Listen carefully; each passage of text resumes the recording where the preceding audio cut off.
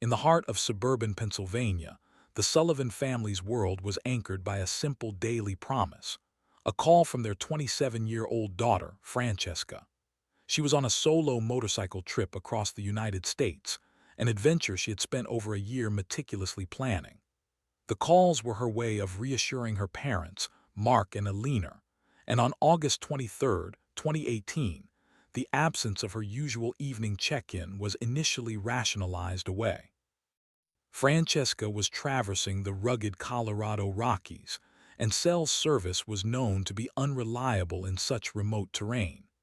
It was a logical explanation, but a quiet unease had already settled over Mark, who knew his daughter to be a careful planner, not one to get caught unprepared. The next day, a subtle unease morphed into full-blown anxiety. Calls to Francesca's phone went unanswered, her voicemail greeting a cold, impersonal echo of her lively spirit. Text messages remained undelivered, trapped in a digital void. Alina found herself refreshing her daughter's social media, but the feed was frozen in time, its last post a cheerful update from 3 days earlier. Their home was filled with a heavy, unspoken dread, and their forced rationalizations began to sound hollow and unconvincing even to themselves. By the third day, August 25th, the silence was no longer a simple anomaly. It was a blaring alarm. Francesca was an experienced and cautious rider, familiar with the backroads of the East Coast. She was deeply attuned to her parents' worries and would never intentionally cause them such distress. Her trip was a celebration of her independence, a freedom she never confused with carelessness.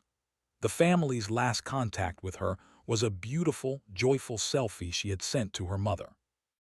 The image captured Francesca in a moment of pure bliss, her wide smile reaching her eyes, which crinkled in the bright mountain sun. Her brown hair, loose and windblown, was held back by her sunglasses resting on her head. She wore her favorite blue and black armored jacket, and behind her sat her prized red BMW touring bike, its rear seat piled high with black waterproof bags. The backdrop was a breathtaking landscape of jagged, snow-dusted peaks towering over a stunning turquoise lake. Made it to the top of the world. Unbelievable. Love you. The accompanying text read. What was once a treasured memory now felt like a haunting last goodbye, a final digital footprint on a vast and indifferent map. At the 72-hour mark, hope had turned to dread. Mark Sullivan picked up the phone and, in a strained but steady voice, called the Hinsdale County Sheriff's Office in Lake City, Colorado. Using the distinctive peaks from the photo, they had managed to pinpoint Francesca's last known location to the remote and beautiful San Juan Mountains. He recounted the story, detailing his daughter's unbreakable pattern of communication and her unwavering reliability. He provided her full name, Francesca Sullivan, her date of birth, and a detailed description of both her and her motorcycle. He emailed the joyful selfie and the now ominous text message. A case number was assigned, and in a quiet office surrounded by the very mountains that had so captivated her, Francesca Sullivan was officially reported as a missing person. 6 years later, the discovery of her remains in the Rio Grande River would shatter the belief that she had died in a motorcycle crash and force investigators to embark on a new and chilling investigation. The case of Francesca Sullivan's disappearance landed on the desk of Detective David Miller, a seasoned investigator in the Hinsdale County Sheriff's Office. Nearing 60, Miller's face bore the marks of many years spent under the mountain sun. His calm demeanor concealed a sharp mind, honed by countless cases of missing people lost to the unforgiving San Juan Mountains. He knew these cases usually concluded with either a joyous rescue or a solemn recovery, and he braced himself for either outcome. His initial task was to establish a precise timeline of Francesca's final known movements. While the family provided a poignant last photograph, Miller needed concrete facts. Over the next 2 days, he secured legal permissions to access her phone and bank records. He was confident that these digital trails would provide an unbiased and accurate account of her journey.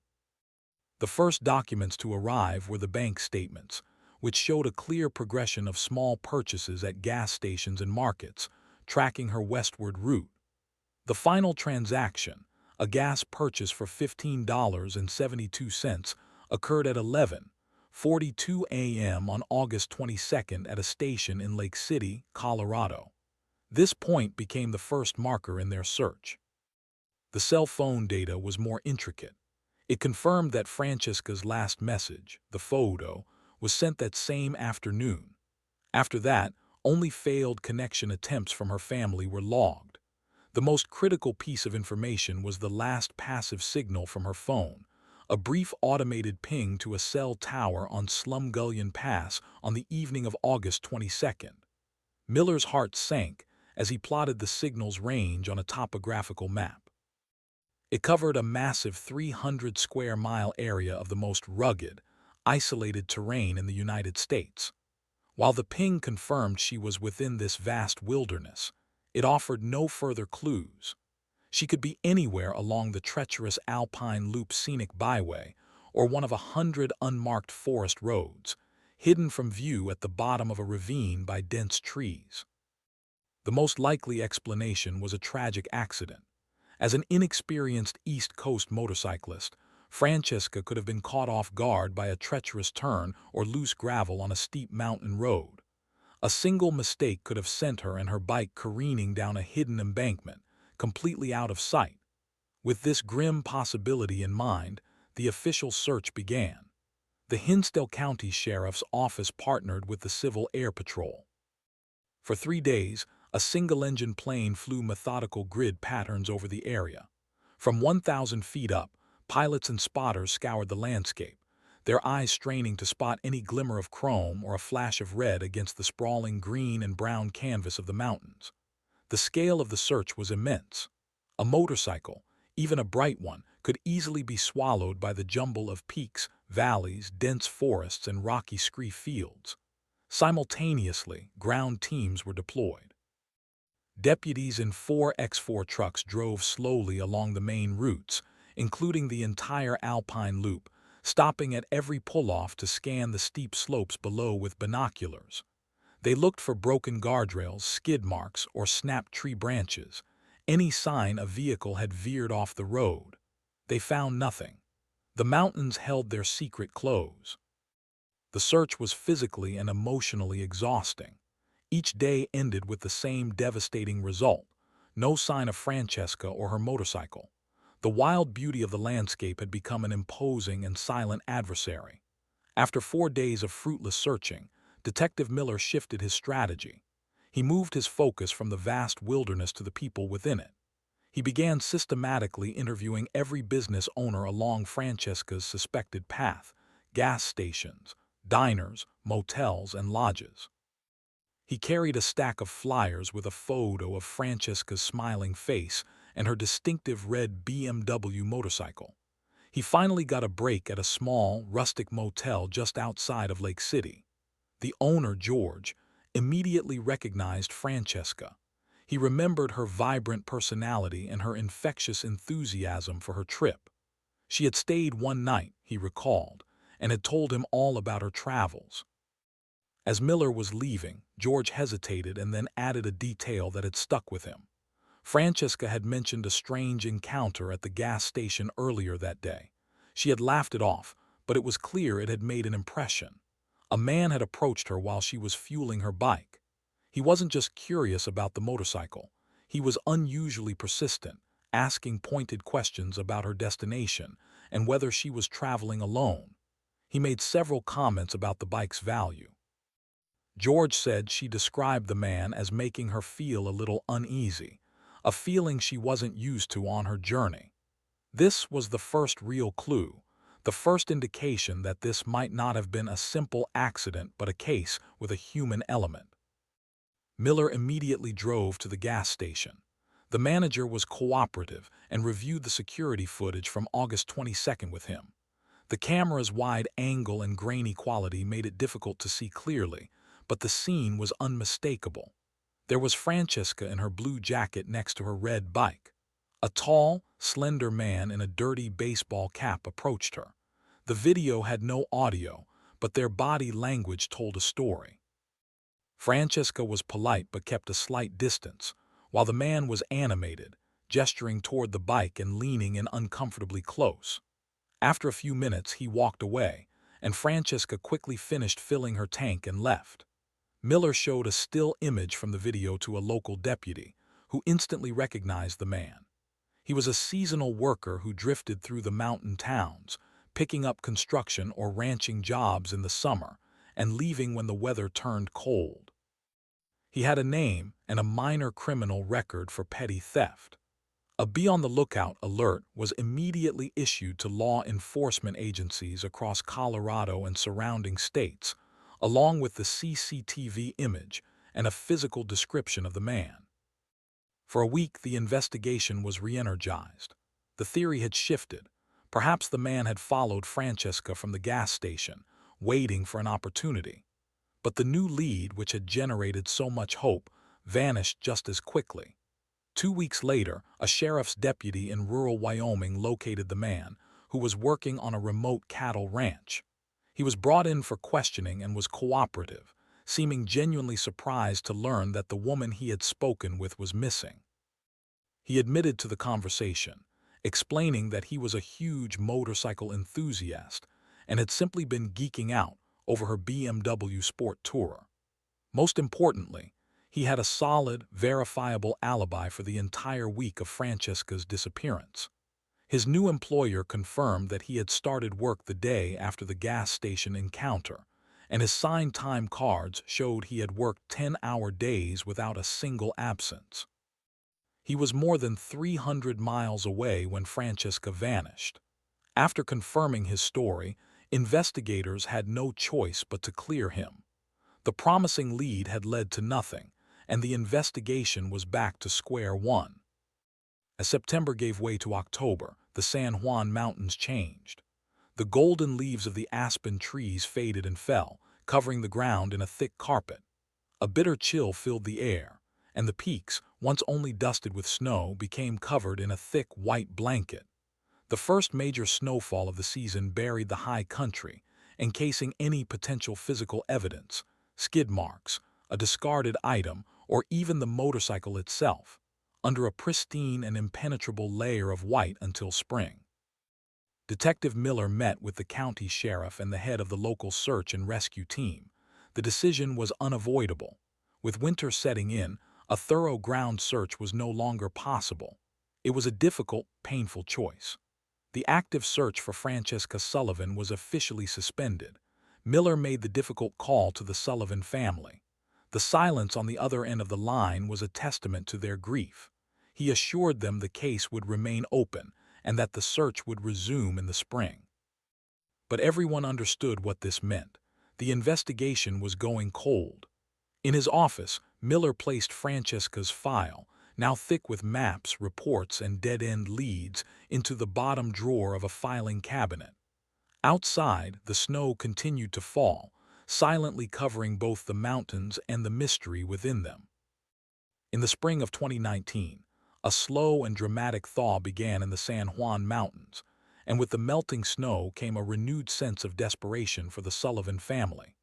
The authorities informed them that the official search for their daughter, Francesca, would not resume with the same intensity. Without new leads or a specific area to focus on, the vast, unforgiving wilderness remained an impenetrable mystery. Refusing to let Francesca's case be forgotten, the Sullivans decided to take action. In July, 1 year after Francesca's last message, Mark and Eleanor Sullivan packed their car and embarked on a long, solitary pilgrimage from Pennsylvania to Colorado. It was a journey fueled by a profound sense of desperation.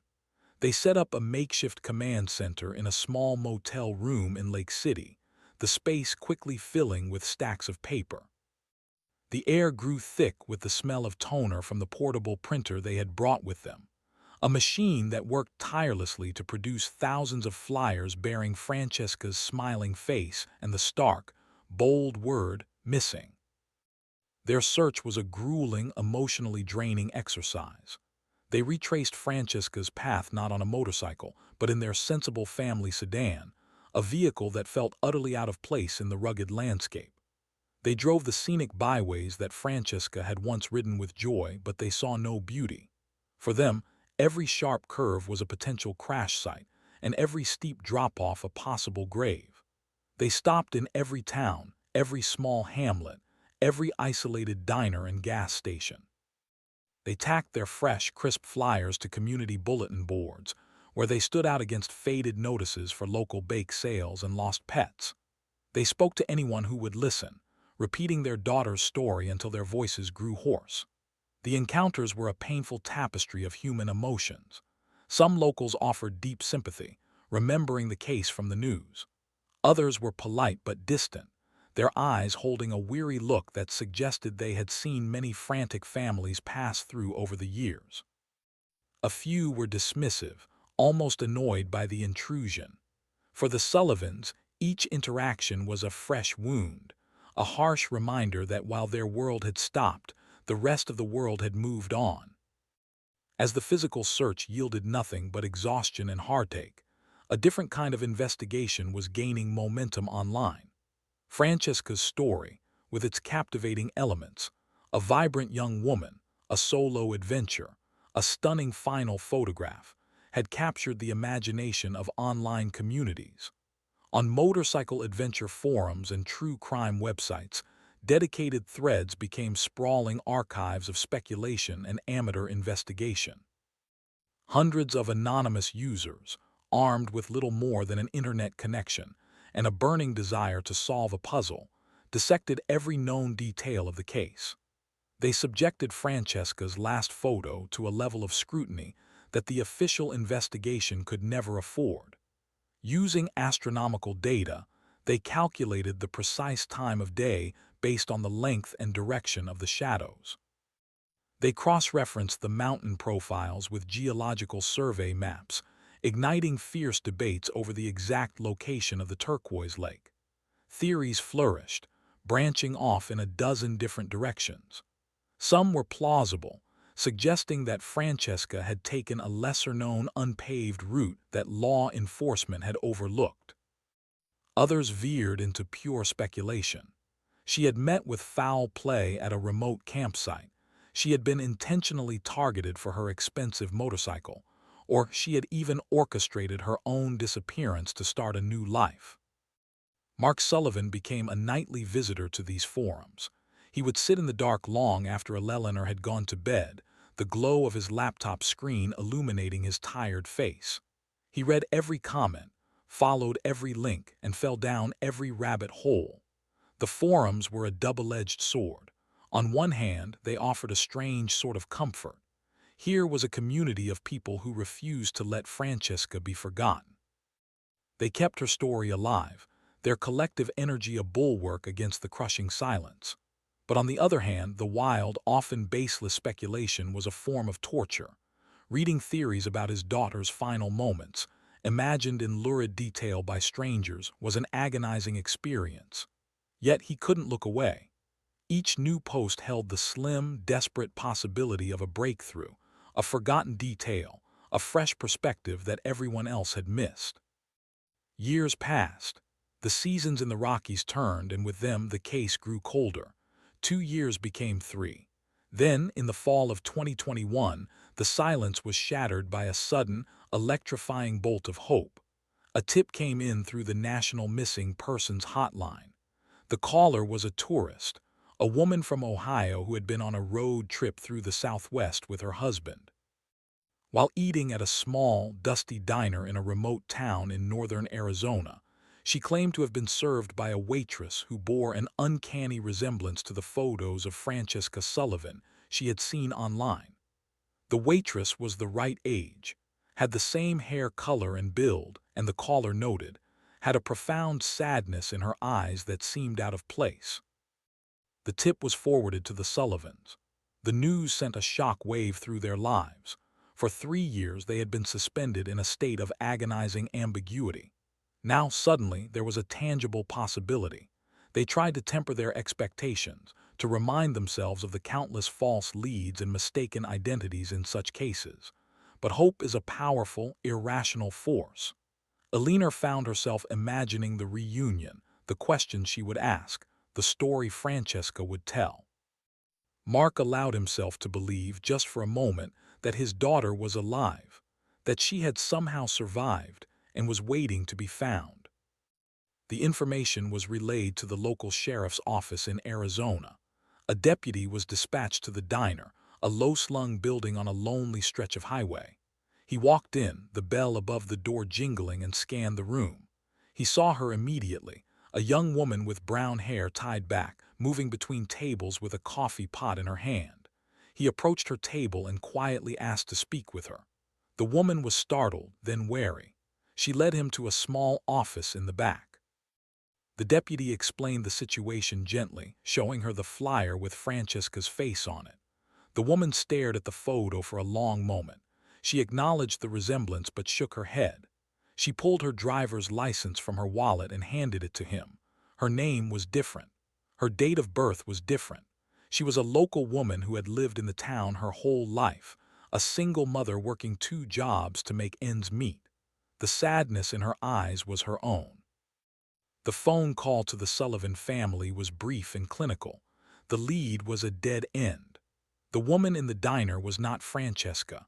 The news was devastating. The crash back to reality was brutal and swift. The sudden surge of hope made its loss all the more painful. It was, Eleanor would later say, like losing her daughter all over again. The emotional whiplash left them drained and hollowed out. By 2023, 5 years after Francesca's disappearance, the case was no longer cold. It was cryogenic. Detective Miller had retired, handing his files, including the thick binder with Sullivan on the spine, to a younger detective juggling a heavy caseload of fresh crimes. The flyers the Sullivans had so painstakingly posted were long gone, either bleached featureless by the relentless sun or torn down and replaced by newer, more urgent notices. The online forums had mostly fallen silent, the main thread about Francesca's case now buried pages deep, only occasionally revived by a newcomer who would ask, "Any updates on this?" The answer was always the same: no. For the world, Francesca Sullivan was a ghost, a fading digital memory, but for her family, she remained a constant, painful presence. They were trapped in the amber of that last week of August 2018. Their grief had transformed from a sharp, acute pain into a chronic, incurable condition. The not knowing was a physical weight, a permanent ache in the center of their lives. The investigation was dormant, the leads exhausted, and the hope that had once sustained them had withered into a fragile, almost translucent thing. For 6 years, the disappearance of Francesca Sullivan remained an unsolved puzzle, lost to the passing of time and the immense, untamed wilderness of Colorado. The truth, however, didn't come to light through a detective's persistent investigation or a sudden confession. Instead, it was revealed by the sheer, unforgiving power of nature, far from where anyone had ever imagined looking. In the late summer of 2024, the American Southwest experienced a historic monsoon season. A relentless atmospheric river, saturated with tropical moisture, settled over the area, unleashing continuous heavy rains. The dry soil of northern New Mexico's high desert couldn't absorb the massive amount of water. As a result, normally dry ravines transformed into fierce torrents, and the mighty Rio Grande, the river that divides the state, began to overflow its banks. The river's usual calm, meandering flow gave way to a violent, muddy artery. It swelled with alarming speed, breaching its banks and carving new paths through the ancient volcanic rock of its gorge.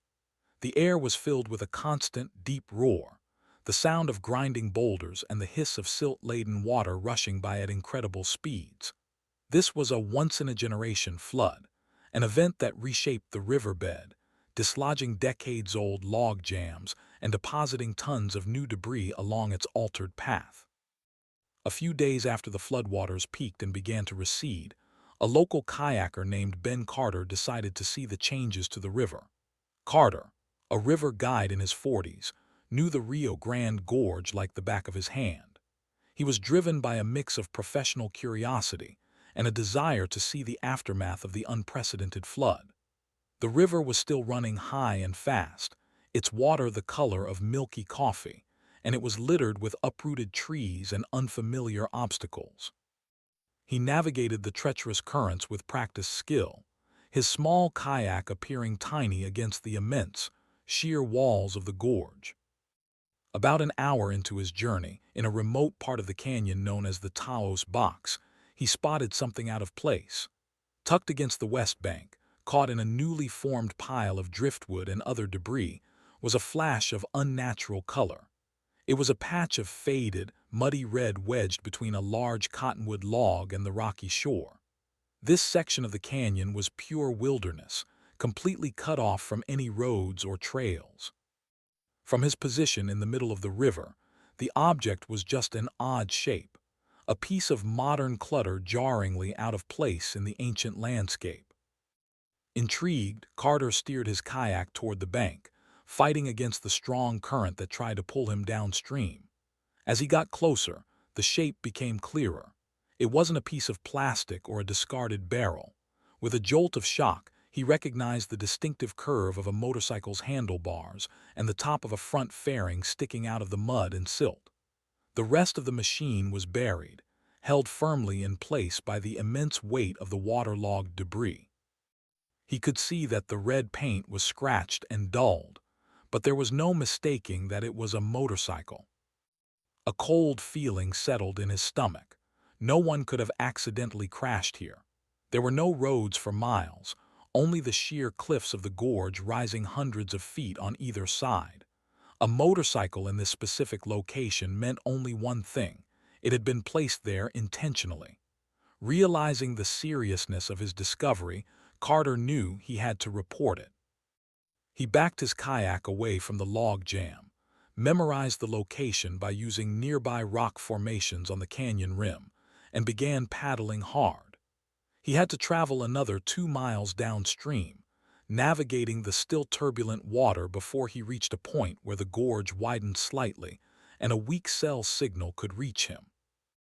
He pulled his kayak onto a sandy spit, his hands trembling slightly as he took out his phone. He dialed 911. He explained to the dispatcher, his voice steady despite his adrenaline, that he had found a motorcycle in the river in the Taos Box and gave the most precise location he could. He emphasized that it was in a spot impossible to reach on foot. The call was transferred to the New Mexico State Police. Given the location, the initial officers had to drive to the nearest overlook, the Mamby Hot Springs trailhead, and use high-powered binoculars to try and spot the location Carter had described. They could just make out the red object in the debris field below. They quickly confirmed his assessment. A ground recovery was impossible. The terrain was too steep and dangerous, and the river was still too treacherous to attempt a crossing. The decision was made to activate the NMSB's aviation unit. The next morning, the deep thumping of rotor blades echoed through the Rio Grande Gorge. A Black Bell 407 helicopter, with State Police, emblazoned in gold on its side, appeared over the canyon rim. It descended carefully, its pilots expertly navigating the tricky winds that swirled between the gorge walls. On board were a tactical flight officer and a police diver from the New Mexico State Police dive team. The helicopter hovered stably about 50 feet above the churning river, its rotor wash creating a frenzy on the water's surface. The diver, wearing a dry suit, was lowered on a steel cable. He plunged into the cold, murky water and fought his way through the current to the log jam. For several minutes, he worked beneath the surface. His movements communicated to the flight officer above via radio. He had to dig through packed silt and move heavy, waterlogged branches to free the motorcycle enough to attach the lifting straps. He secured the cables around the bike's sturdy frame, making sure the load was balanced. He then gave the signal to lift. With immense power, the helicopter began to climb. The cables became taut. For a moment, the motorcycle resisted, held by the suction of the deep mud. Then, with a great heaving pop, it broke free. The machine emerged from the river, a monstrous, dripping thing. Mud and brown river sludge streamed from its every crevice. It was the red motorcycle from Francesca's missing person photo, but it had been completely transformed by its long time in the water. It hung in the air, a battered artifact suspended between the sky and the river, as the helicopter carefully airlifted it away from the gorge walls. In the distance, spanning the immense canyon, was the elegant, arching steel of the Rio Grande Gorge Bridge. The helicopter carried its strange cargo about a mile downstream and gently placed it on a flat, accessible sandbar where a team of officers and a crime scene unit were waiting. The moment the bike was on the ground, the officers moved in. It was caked in a thick layer of mud and algae. An officer used a bottle of water and a rag to carefully clean the steering head, searching for the one piece of information that mattered most. After a minute of wiping away the grime, he found it, a small metal plate stamped with a series of letters and numbers. He read the vehicle identification number VIN, aloud to another officer, who relayed it over the radio to the state police dispatcher. They waited, the only sounds being the gurgle of the river and the crackle of the police radio. A few minutes passed. Then the dispatcher's voice came back, clear and filled with surprise. The VIN was a positive match. The 2016 BMW G310R motorcycle was registered to one Francesca Sullivan. The dispatcher continued, her tone now more urgent. The vehicle was flagged and linked to a high-profile missing person case, a case that had gone cold 6 years ago, filed by the Hinsdale County Sheriff's Office in Colorado. A wave of stunned silence passed through the officers on the riverbank. They looked from the mud-caked motorcycle back toward the distant bridge. This wasn't a local case. This wasn't a recently dumped bike. This was a ghost from 6 years ago, a mystery that had just washed up on their shore, hundreds of miles from where it began. The cold case of Francesca Sullivan had just roared back to life in the muddy waters of the Rio Grande. The discovery of a motorcycle in a New Mexico river sent a powerful shockwave through the lives of 3 people, collapsing 6 years of time into a single, revelatory moment. In New Mexico, the case was immediately assigned to Detective Mateo Reyes of the State Police's Criminal Investigations Bureau. Reyes was a sharp, patient investigator who had built his career on solving the kinds of complex, layered cases that others found intimidating. He understood that cold cases weren't just about dusty files. They were about dormant grief. His first actions were guided by this understanding, beginning with a single photograph of a mud-caked red BMW dripping on the riverbank. His first call was a professional courtesy, a bridge across time and state lines to the man who had initiated the original investigation. He tracked down retired Detective David Miller at his quiet home in Colorado. Miller listened in stunned silence as Reyes detailed the discovery in the Rio Grande Gorge. For 6 years, Miller had been haunted by the disappearance of Francesca Sullivan, plagued by the feeling that he had missed something, that the vastness of the mountains had simply bested him. The news that the bike had been found so far away was not just a shock. It was a profound vindication of his nagging instinct that this was never a simple accident. He offered Reyes his complete cooperation, promising to immediately ship his original, unofficial case notes, the ones filled with his own theories and dead-end scribbles. Reyes's second call was infinitely more difficult.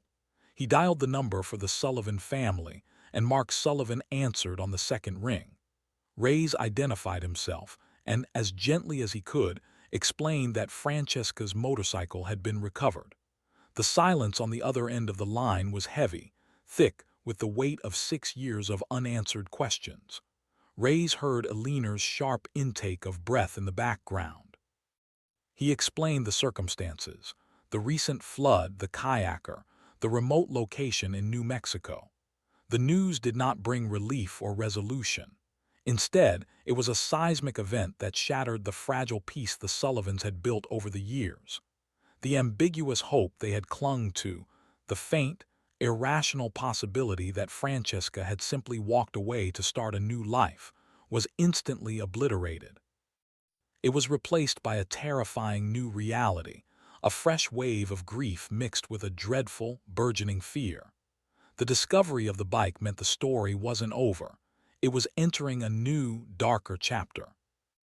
While the emotional shockwaves radiated outward, the physical evidence began its own journey. The red BMW was carefully loaded onto a flatbed truck and transported under police escort to the New Mexico State Police Crime Laboratory in Santa Fe. Here, in a sterile, brightly lit bay, far from the wildness of the river, the motorcycle would be forced to give up its secrets. The first specialist to examine the bike was a forensic metallurgist, an expert in the language of decay. His job was to determine how long the motorcycle had been submerged.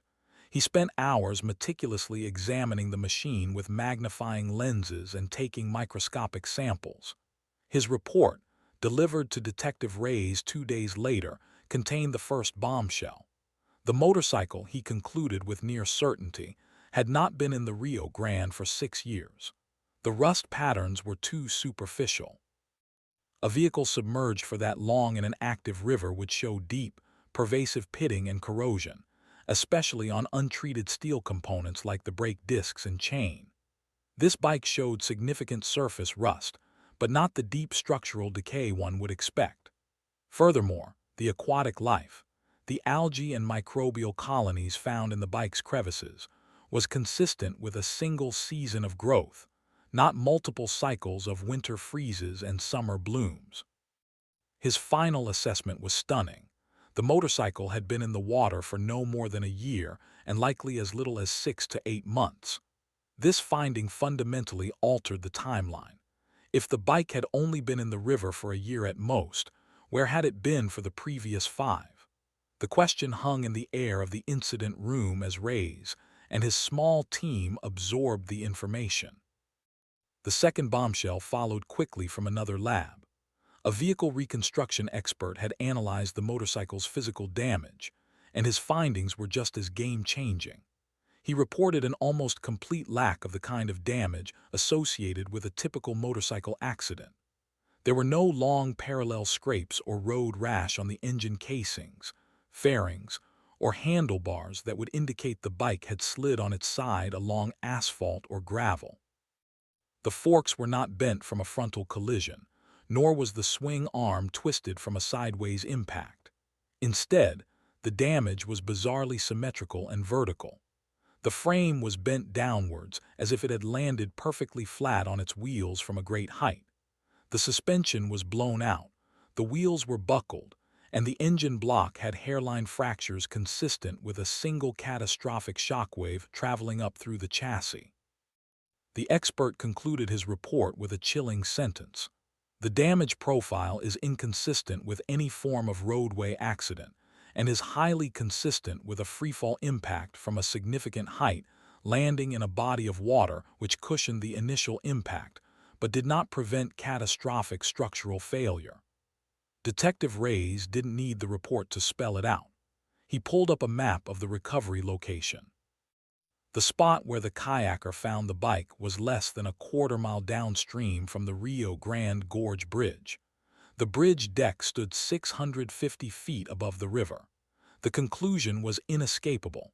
The motorcycle hadn't been ridden into the river or crashed near its banks. It had been intentionally pushed or dropped from the bridge. In the main briefing room of the NMSB headquarters, Reyes stood before a large whiteboard. With a black marker, he drew a line through the old theory. Accident, Colorado, 2018. It was a ghost story, a fiction they had all believed for 6 years.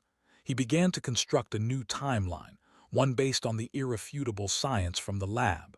Francesca Sullivan had disappeared in 2018. Her motorcycle, however, had not. It had remained in the possession of an unknown person for at least 5 years. Then, sometime in late 2023 or early 2024, that person had driven it to the middle of the Rio Grande Gorge Bridge, likely in the dead of night, and sent it plummeting into the abyss below. It was a calculated act of disposal. With this new timeline, the entire nature of the investigation shifted. Reyes made a formal request to have the case status officially changed. The paperwork was filed, and the disappearance of Francesca Sullivan was reclassified from a cold missing person case to an active homicide investigation. The jurisdictional lines blurred. This was no longer just Colorado's mystery, it was New Mexico's murder. The motorcycle, now central to a homicide case, was treated with even greater reverence. It was a 6-year-old crime scene. A team of technicians began a complete, painstaking teardown, disassembling the machine piece by piece on a clean plastic sheet, examining every component for any trace of hidden evidence. They knew it was a long shot. The violent impact and months in the river would have destroyed most forensic traces, but they had to try. Days into the teardown, a young technician was working on the intake system. He carefully removed the fuel tank to get access to the airbox, a plastic chamber designed to feed clean air to the engine. It was a sealed, protected environment, one of the few places on the bike that might have remained relatively dry and shielded from the elements. As he unclipped the cover, he saw something inside, nestled next to the paper air filter. It wasn't a leaf or a piece of debris that had been sucked in. It was man-made. Using tweezers, he carefully extracted the object. It was a small, brittle piece of paper folded into a tight square. It was faded and water-stained around the edges, but the core of it was surprisingly well preserved. He gently unfolded it. It was a fragment torn from a larger page. The paper was thin, glossy, the kind used in a road atlas. On it were the faint red and blue lines of state highways and county roads and the unmistakable typography of a printed map. It showed a small, sparsely populated section of a rural county in northern New Mexico, not far from the Colorado border and just a 2-hour drive from the Rio Grande Gorge. One of the small towns marked on the map fragment was circled faintly in blue pen. The discovery sent a fresh charge of electricity through the investigation. This was the clue they were looking for, a tangible link between the motorcycle and a specific place. It was a message from the past, preserved by chance in the dark, dry confines of the airbox. Why would it be there? Perhaps it was Francesca's, a piece of the map she was using to navigate. Or, more chillingly, perhaps it belonged to her killer, a reminder of a location tucked away and forgotten for years. The final horrifying theory began to crystallize on Reyes' whiteboard. Francesca hadn't vanished in the high passes of the San Juans. Her joyful message from the top of the world was not her last stop. She had continued south, crossing the state line into New Mexico, following the route on her map. And somewhere in that remote, sun-beaten county, she had been intercepted. She had been murdered. Her killer, for reasons they could not yet fathom, perhaps keeping the bike as a trophy or simply being unable to get rid of it without attracting attention, had hidden the motorcycle for 5 long years. It was a constant secret liability. Finally deciding to sever the last link to his crime, he had dumped it from the bridge, believing it would be lost forever in the depths of the Rio Grande. The discovery of the map fragment was not a key, but a compass. It pointed the entire weight of the reopened investigation toward a specific, sparsely populated county in the high desert of northern New Mexico. The circled town on the brittle piece of paper became the epicenter of a new intensive search. Detective Reyes coordinated a multi-agency task force, bringing in sheriff's deputies and seasoned search and rescue volunteers from across the region. For weeks they combed the unforgiving landscape. This was a world of sagebrush, ponderosa pine, and crumbling mesas, a stark contrast to the alpine forests where the search for Francesca had begun 6 years prior. Teams walked slow, deliberate grid patterns, their eyes scanning the arid ground for any sign out of place. A scrap of faded fabric, a glint of metal, or the subtle disturbance of soil that might indicate a shallow grave. They explored abandoned ranch houses, descended into dry arroyos, and peered into the shadows of box canyons. They interviewed the handful of long-term residents in the small town circled on the map, showing them Francesca's smiling photo. but the faces they met were blank. 6 years was an eternity here. A lone traveler on a motorcycle was a fleeting image, long since erased by thousands of uneventful days. The search, conducted with diligence and hope, yielded nothing. The land, vast and silent, offered no clues. The official search was eventually and reluctantly wound down. Just as the case seemed destined to stall once more, the Rio Grande, the river that had already given up one secret, offered another. Weeks after the official search teams had departed, a geology professor from the University of New Mexico was conducting research along the gorge. Her work focused on the effects of the recent flood. Studying the newly exposed layers of sediment along the riverbanks in an area several miles downstream from where the motorcycle was found, she noticed an object protruding from a freshly cut bank. It was too white, its shape too uniform to be a rock. Using her rock hammer, she gently scraped away the surrounding dirt and, with a jolt, recognized the unmistakable form of a human bone. Detective Reyes returned to the gorge with a team from the Office of the Medical Investigator. They began a careful archaeological excavation, unearthing partial, scattered human remains from the compacted soil. In the sterile environment of the OMI lab, a forensic anthropologist began the painstaking analysis. The initial findings were consistent with Francesca. The remains belonged to a female likely in her late 20s, with a stature estimated between 5'6" and 5'8". As the anthropologist meticulously examined each recovered bone, she noted a significant feature on the right clavicle. There was a distinct raised ridge of bony callus, the unmistakable sign of a fully healed antemortem fracture. This unique, individualizing characteristic became the investigation's primary focus for identification. Investigators revisited the original missing person file from 6 years prior, which contained Francesca's detailed medical history. Cross-referencing the anthropologist's findings with these records, they found a perfect match, a notation of a severe right clavicle fracture from a bicycling accident when Francesca was 16. The specific location and nature of the healed break on the recovered bone corresponded exactly with her medical records. It was the final, tragic piece of corroboration they needed. The official report concluded with a presumptive identification with an extremely high degree of medical certainty. While the bones told the story of who she was, they were silent on how she died.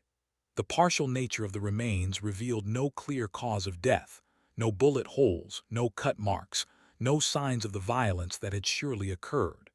The manner of death was officially ruled a homicide, but the means were undetermined. The news brought a final, terrible confirmation to the Sullivan family. The torment of not knowing where their daughter was had ended, replaced by the stark certainty of her murder. It was a sorrowful, agonizing form of closure. The case of Francesca Sullivan is now officially classified as an unsolved homicide. The identity of her killer and the story of her final days remain lost to the past, a secret held by the vast New Mexico landscape. The investigation remains open, a cold file waiting for a confession or a new clue that may never surface, leaving behind only the permanent, unsolved echo of a life cut short.